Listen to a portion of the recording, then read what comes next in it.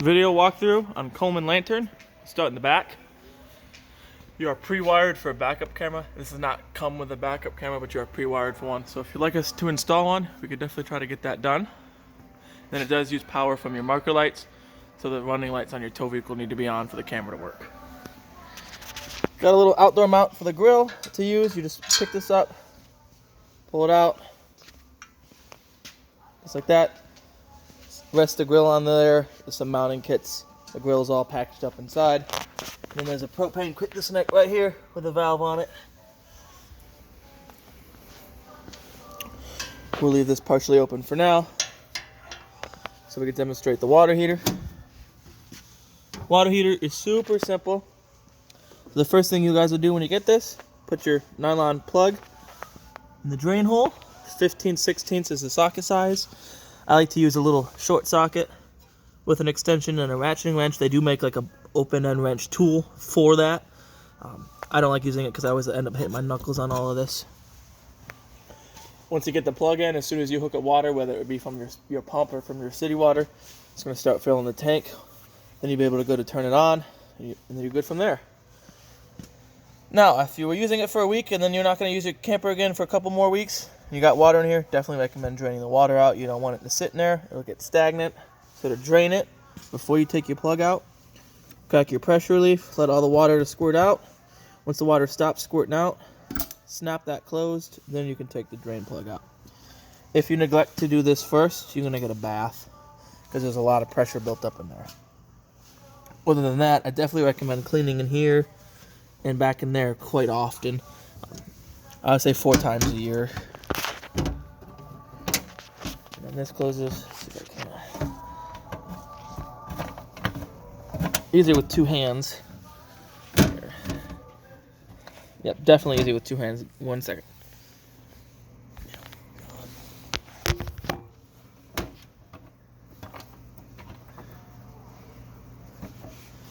There you go. Just like that.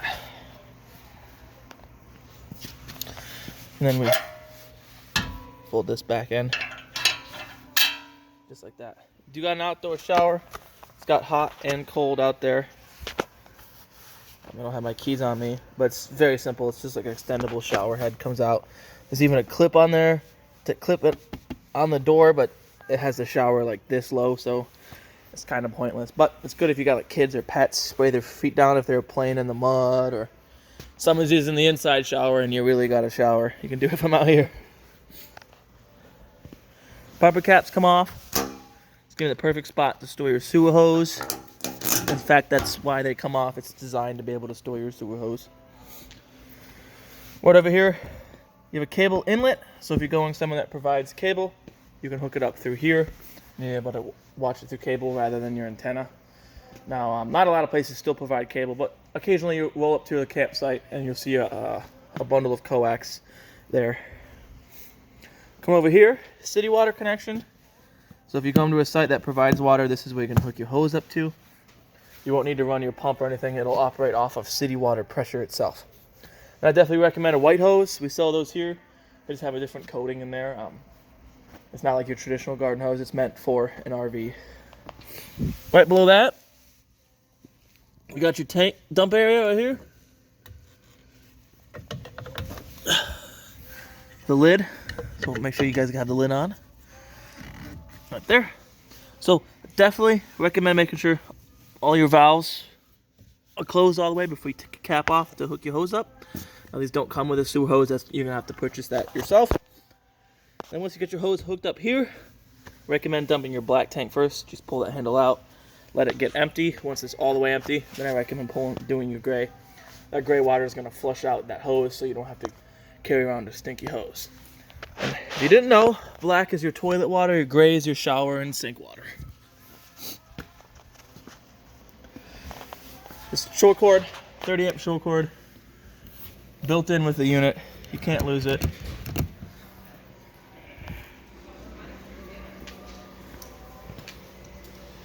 Furnace, this is the exhaust for your furnace.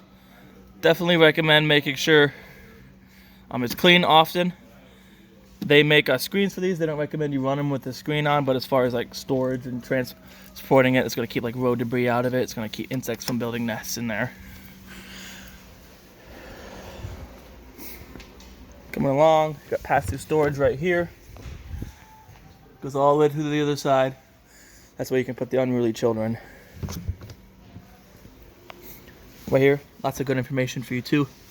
Tire pressure, that's one of the most important things. 65 psi, keep your tires at that pressure.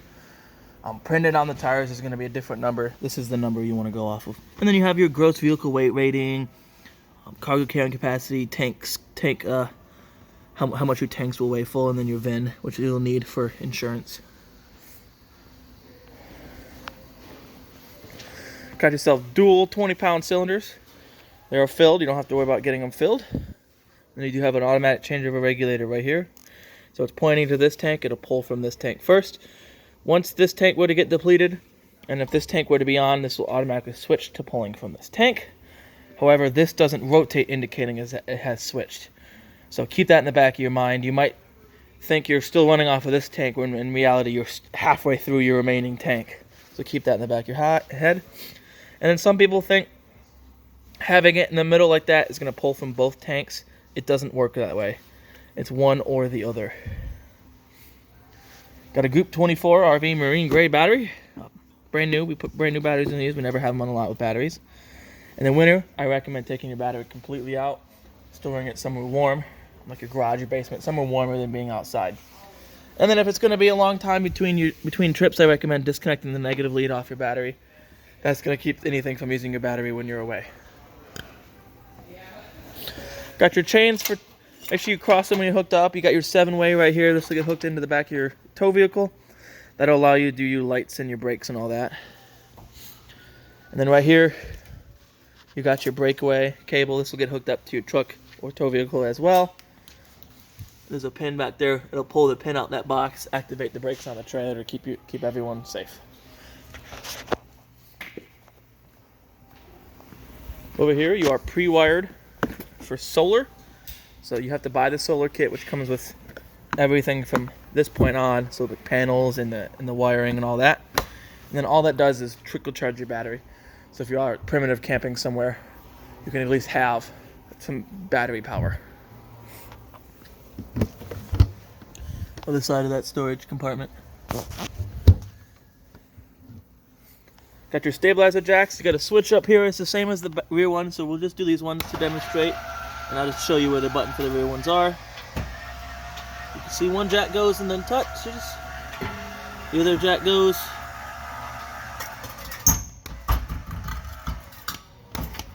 Now these are stabilizing jacks. They are not leveling jacks. They aren't meant to pick up the weight of the trailer. They're just meant to stabilize it. So if you want your trailer to be level, use your tongue jack front and back. You have a power tongue jack, and I think I forgot to show you that, so we'll just snake around up front again and show you that real quick.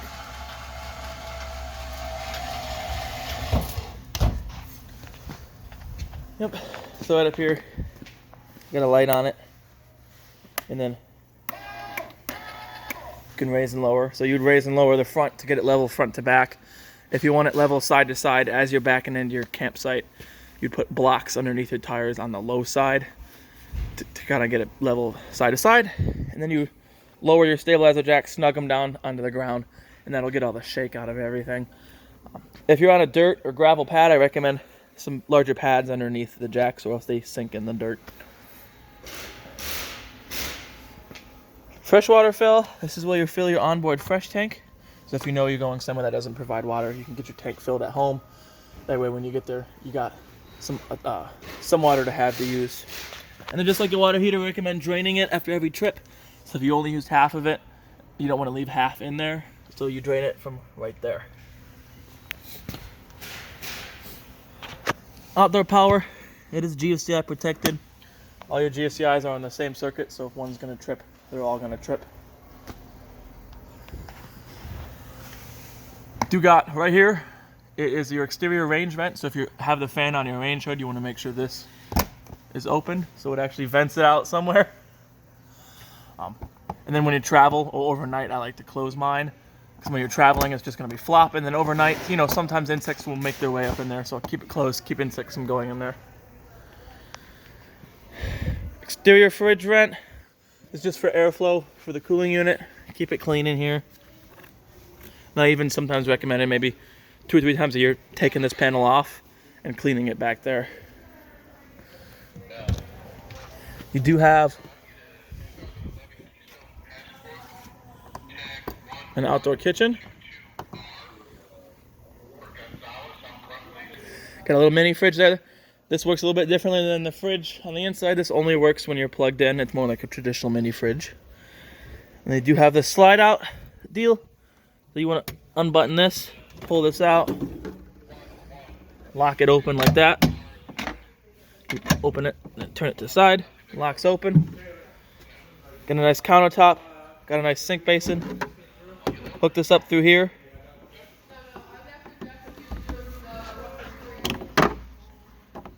Push it in, twist that. You got a spot. And then you unclip it, stick it in here. There's no drain in this, so you would pick it up and dump the water out. But you do have hot and cold outside. Then make sure you do snap this like that. That way, when you're traveling, it doesn't swing open and then hit the inside of this door. And then don't forget plastic clip.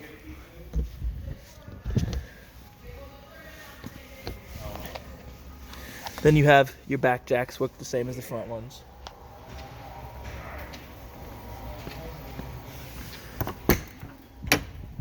Make our way to the inside. Got your nice fold out steps. I really like these steps compared to the old school steps because they actually touch the ground. They feel a lot more solid. So we'll come on into the inside. We'll start at the monitoring panel right here. Got a button for interior lights. That's just going to turn on your main row of lights. You can also turn them on and off from the fixtures themselves. Get your monitoring panel right here so you can read how full your battery is. It's always going to read full when you're plugged in. And then fresh, we fill it to test it. We're going to make sure it gets drained. And then black, and then gray 1. You don't have a second gray tank, so ignore gray 2. Then you have controls for your water heater on gas. Click it. If the gas was on, you'll hear it. You know, it might take a couple tries if it's the first appliance you're turning on. Then it'll light, and then your burner turns on and off to regulate its predetermined preset temperature. Then to the right of that, water pump. So if you're pulling from your onboard fresh tank, kick the water pump on. You have exterior lights, which will do these LED lights on the awning. And then, like I said, interior lights, and then you have your button for your awning, and we'll demonstrate that now.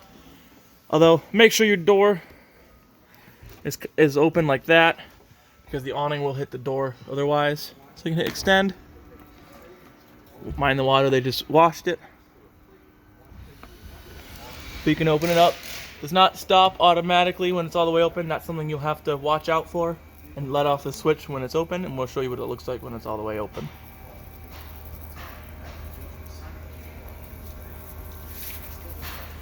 Start to see the flap, then you see the bare tube. Once I see that white sticker and the bare tube and the flap is pretty much vertical, then I know we're all the way open. Then you can adjust these for pitch. Grabbing right here, pulling down. You can have one end lowered. You can do both sides. So if it's like sunny and the sun's right in your face, you can block the sun. Or if it's rainy, you can have water pitch off to the corner rather than all the way along the edge. However, if it starts storming, getting really high winds, roll your awning up. You don't want the wind to ruin it. And then if you roll it in wet, as soon as you get the chance to, let it dry off. Well, as soon as you get the chance to, after the rain is done and starts getting sunny out, roll it back out. Let the water dry it off. Or even if you have to wait till you get home to do that, roll it out, let the water dry off. If you have like a squeegee, like a big industrial long-handled squeegee, squeegee that water off and get it closed. Because if you have it hold moisture, you'll end up having streaks all over it. Hey, we'll kind of go into the bedroom area. You do have a curtain that stretches all the way across. Outlet, dual USB ports on both sides. Plenty of storage here. Lights above the bed. There's no switch for those. Those you'll just turn on and off by clicking the center button in them. Got your emergency exit. Super simple to use. Lift up like this, twirl it out. You can rest it in there and use it as a normal window. If there is an emergency, you would push this all the way out, grab the screen, yank it off, jump out the window.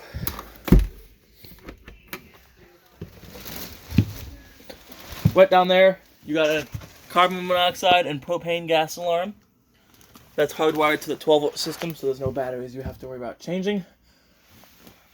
Then over here, got your smoke alarm. That's a 9-volt battery, so when they start getting you those low voltage chirps, like the ones at home, just replace the 9-volt battery in it. And then you have a fire extinguisher right there. So those 3 safety appliances have a 10-year lifespan. So in 2030, it's time to replace those, regardless of whether you use them or not. Another GFCI outlet and 2 USB ports. Microwave works just like any standard household microwave. It's only going to work when you're plugged in. Cooktop, super simple. Fold this glass top up. You turn this to the flame, twist this, she lights right up. Works the same for all 3. You can have all 3 light at once. Boom. Then turn it off. And then a nice feature about these is you do have nice cool decorative lighting on these. And then I like to make sure they're I like it like that. Looks neat and even. Slide out drawer underneath. That's nice because it blends in. Dinette table turns into a bed. Super simple. You lift the table up, pop them legs out, rest the table down on these little shelves right here. Take these back cushions and you lay them flat on the table, and it creates a platform for one person to sleep on. Got a light switch right here. Does some LED lights underneath there, as well as a clicking light for your dinette area. Do have a spot to mount a TV right here. Here's your mounting backer location. That's where there's a backer. That's where you want to mount it. If you're going to use a mount, whether you bought it here or bought it at Walmart, look at your screws that come with the mount. Usually they're too long, and if you screw through the outside of the camper and poke a hole, that's not a warrantable thing. Then you'd have your coax. You hook it up through here, and then you have one of these is Wi-Fi power. You don't have Wi-Fi extender put on here yet, so turn that one off. This is your antenna power. If you're using your antenna, click that in. If you're hooked up through cable, turn it off. And then you have power for your TV right there. Then you got your radio right here. Powered on right there. Super simple. Got presets, push and hold to save your preset. You have an auxiliary port. USB for charging. Different bands, different sets of FMs for different presets. You have mute, volume. And then if you tap through this, the power button, if you just tap it, auxiliary in, Bluetooth radio. So you can Bluetooth your phone to this. Very simple. Push and hold to turn it off. Right above here, controls for your AC, super simple. The black is just a fan. It won't actually turn the compressor on the AC, but it'll circulate air. If you turn it to the blue, it turns the AC portion on. And then this right here, this doesn't mean it's heat. It just means it's the warmest the AC will be. This is the coldest the AC will be. You have optional heat. This does not have heat in it, but you can get the optional heat strip you can put in there. And that just offers a little bit of electric heat. It's still not as efficient as your furnace will be. Speaking of furnace, the thermostat for your furnace right here. Super simple. You push this over, then you have your temperature, high, low. And this kind of tells you what temperature it is inside. And then push that over to turn it off. Now when you turn it off, like it's off now, your furnace is going to run for about 20-30 seconds. What you hear first is the burner is going to shut off, and then your blower is going to run for a couple seconds.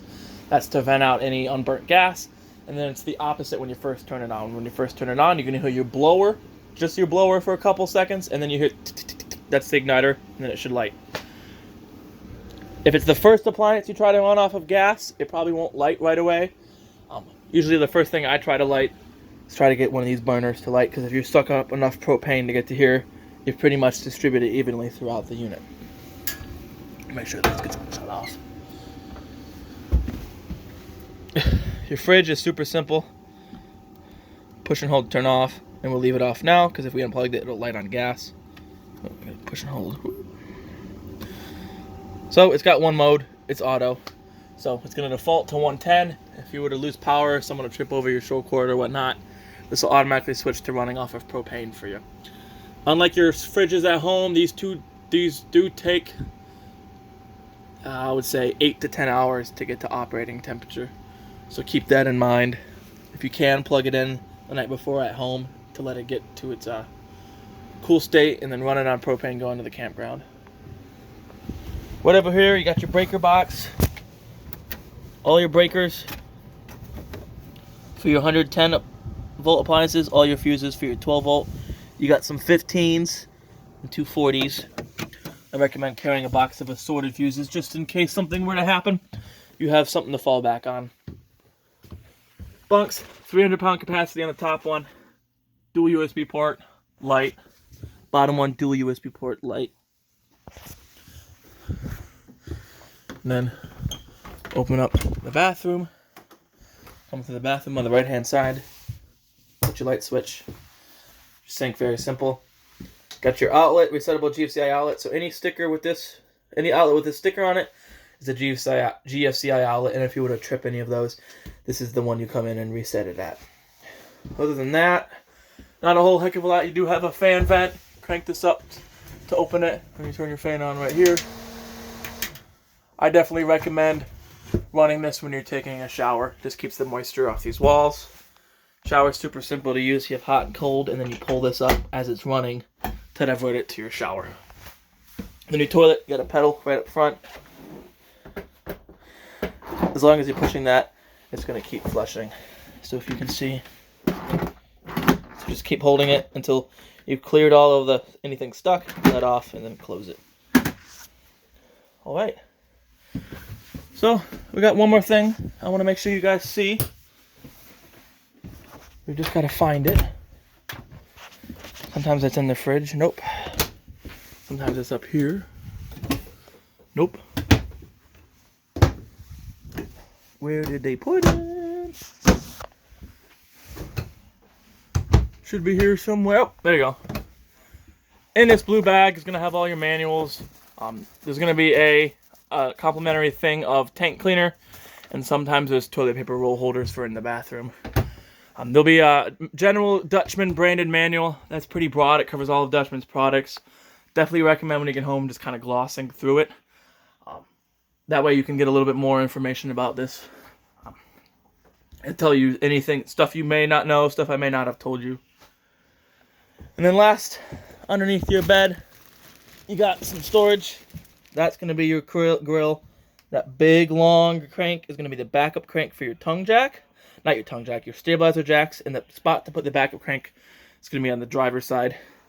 And then that little gray tank is a manual backup for your tongue jack. Alrighty then. Well, that concludes our virtual tour of your Coleman Lantern. I hope you found this video informative. Hope you guys enjoy this camper and get a lot of good use out of it. And goodbye.